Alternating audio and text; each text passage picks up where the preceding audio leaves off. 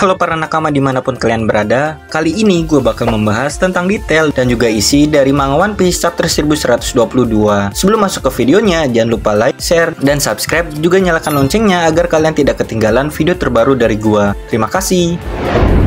Berbeda dengan chapter sebelumnya yang covernya membahas perjalanan dari Yamato, di chapter ini Oda Sensei membuat cover khusus untuk menghormati selesainya kisah My Hero Academia. Buat kalian para nakama baru, membuat cover khusus ini juga pernah dilakukan oleh Oda Sensei 10 tahun yang lalu, yaitu pada chapter 766.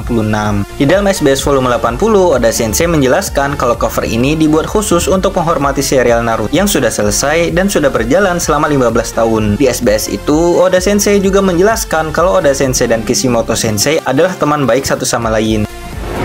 Chapter 1122 ini dimulai dengan reaksi para tahanan dan juga warga dunia yang khawatir karena pidato yang diucapkan oleh Dr. Vegapunk. Di mana di chapter sebelumnya Dr. Vegapunk mengatakan kalau nasib dunia One Piece itu tergantung dari siapa yang berhasil menemukan harta karun One Piece. Dengan pidato dari Vegapunk ini, kobaran api bajak laut akan semakin meningkat menurut gua. Bahkan pada chapter sebelumnya, tepatnya chapter 1121, beberapa angkatan laut ditunjukkan ada yang tertarik untuk ikut mencari One Piece. Sepertinya dengan semua informasi yang dibagikan oleh Dr. Vegapunk yang disiarkan ke seluruh dunia, bukan hanya kelompok bajak laut yang akan ikut mencari harta karun One Piece. Mungkin organisasi lain akan ikut bergerak demi mendapatkan One Piece. Salah satunya mungkin adalah para kelompok dunia bawah di dunia One Piece yang muncul di pesta pernikahan dari Big Mom. Kalau memang ini beneran terjadi, bisa dibilang pidato yang disampaikan oleh Dr. Vegapunk lebih berpengaruh dibandingkan ucapan Shirohige yang ada di perang Marineford.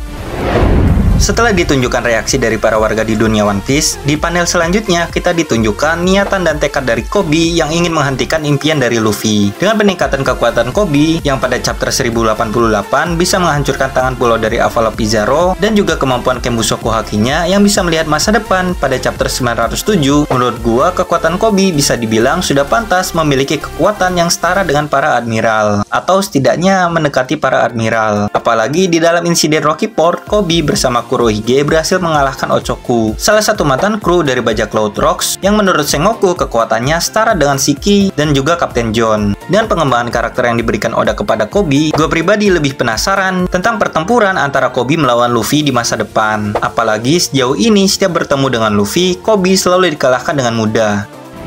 Di panel selanjutnya, kita juga ditunjukkan reaksi dari Kapten Buggy dan juga Kurohige. Kapten Buggy yang sudah kepedean berlebih, akhirnya di chapter ini dimarahi oleh Crocodile. Lalu di panel ini, kita bisa melihat nasib dari Karibo yang sedang OTW pulang untuk menemui Kurohige. Dan kalau misalkan Karibo juga Kurohige resmi bertemu di Pulau Hachinosu, bisa dipastikan Kurohige akan langsung bergerak untuk mengambil senjata kuno Pluton dan juga Putri Shirahoshi yang merupakan Poseidon, yang keberadaan keduanya sudah diketahui oleh Karibo. Jujur gue pribadi nggak nyangka kalau misalkan NPC seperti Karibo bisa menjadi karakter yang memiliki peran besar di dalam cerita kayak gini. Padahal di arc Fishman Island, di awal kemunculan Karibo, dirinya hanya menjadi samsak tinju doang.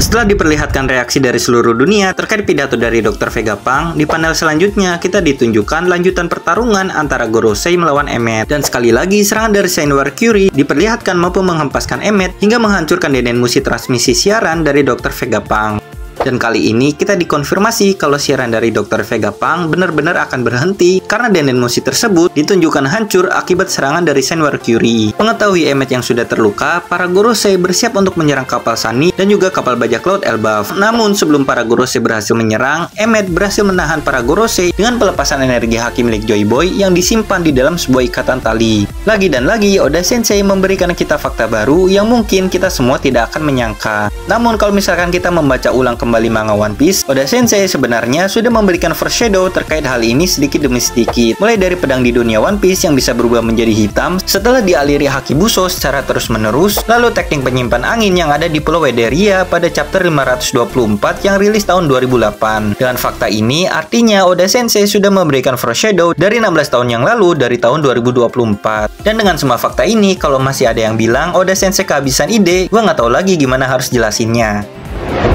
Sama seperti Haki Hosoku milik Shanks yang pada chapter 1082 bisa memaksa Ryokugyu kembali ke wujud manusianya. Pada chapter ini, Haki Hosoku dari Joy Boy sanggup memaksa 4 Gorosei kembali ke dalam wujud manusianya. Bahkan Imu yang berada di atas red line juga ikut merasakan haki dari Joy Boy ini. Oh iya, alasan mengapa Imu bisa merasakan Hosoku haki dari Joy Boy ini mungkin terjadi karena dua alasan. Alasan pertama, simpelnya karena haki Joy Boy merupakan haki yang sangat kuat. Dan alasan kedua adalah karena Imu dan para Gorosei merupakan satu tubuh. Seperti halnya Dr. Vegapunk dan juga satelitnya yang saling berbagi pikiran, rasa lapar, bahkan buang air besar, mungkin Imu beserta 5 Gorosei memang merupakan satu tubuh. Inilah alasan mengapa Imu bisa merasakan haki Joy Boy meskipun berada di kastil Pangea Marijoa. Hal ini juga yang mungkin menjadi alasan mengapa para Gorosei mampu berkomunikasi melalui telepati satu sama lain. Kalau menurut kalian sendiri gimana guys? Coba komen di bawah.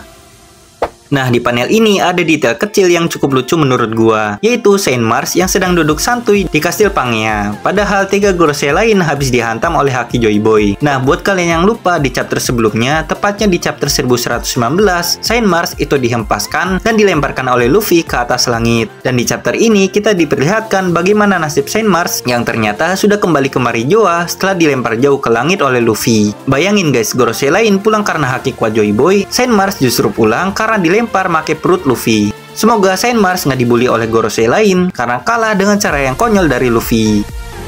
Selain detail kecil Saint Mars yang sedang duduk santuy di kastil Pangea, ada detail kecil lain yang ada di chapter ini, yaitu Saint Saturn yang ditinggalkan sendirian di Pulau Egghead sementara Gorosei lain sudah balik ke Marijoa. Hal ini terjadi karena di chapter sebelumnya, tepatnya chapter 1073, Saint Saturn adalah satu-satunya Gorosei yang datang ke Pulau Egghead menggunakan kapal laut dan kapal angkatan laut yang lain. Sedangkan 4 Gorosei yang lain pada chapter 1110 datang ke Pulau Egghead dengan cara teleportasi menggunakan portal buatan Saint Saturn. Karena Saint Saturn pergi ke Egghead make perjalanan asli, sementara Gorosei lain datang ke Pulau Egghead make Kuchiyose dari Saint Saturn. Inilah alasan mengapa hanya Saint Saturn yang ditinggal sendirian di Pulau Egghead. Karena hanya Saint Saturn yang melakukan perjalanan fisik ke Pulau Egghead. Dengan sendirinya Saint Saturn, apakah mungkin Emmet bisa mengalahkan dirinya dalam pertarungan 1 versus 1?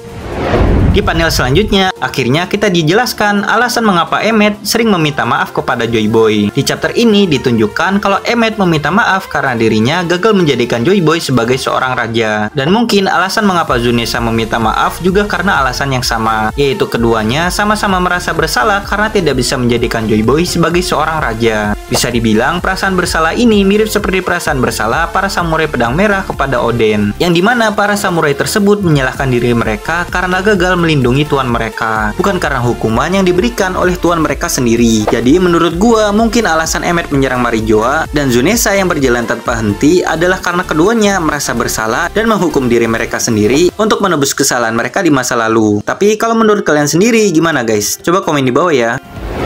Lalu di panel terakhir, akhirnya kita ditunjukkan siluet dari Joy Boy yang sedang mengobrol santai dengan Emmet. Kalau dilihat dari ukuran siluetnya, sepertinya Joy Boy seukuran dengan Luffy yang merupakan manusia biasa. Dan dengan fakta ini, mungkin teori yang mengatakan kalau Joy Boy adalah suku raksasa bisa dibilang salah. Karena siluet Joy Boy dan siluet Luffy pada chapter ini bisa dibilang sangat mirip ukurannya dengan Emmet. Namun bisa jadi hal ini terjadi karena kesalahan Oda Sensei di dalam menggambar manga One Piece.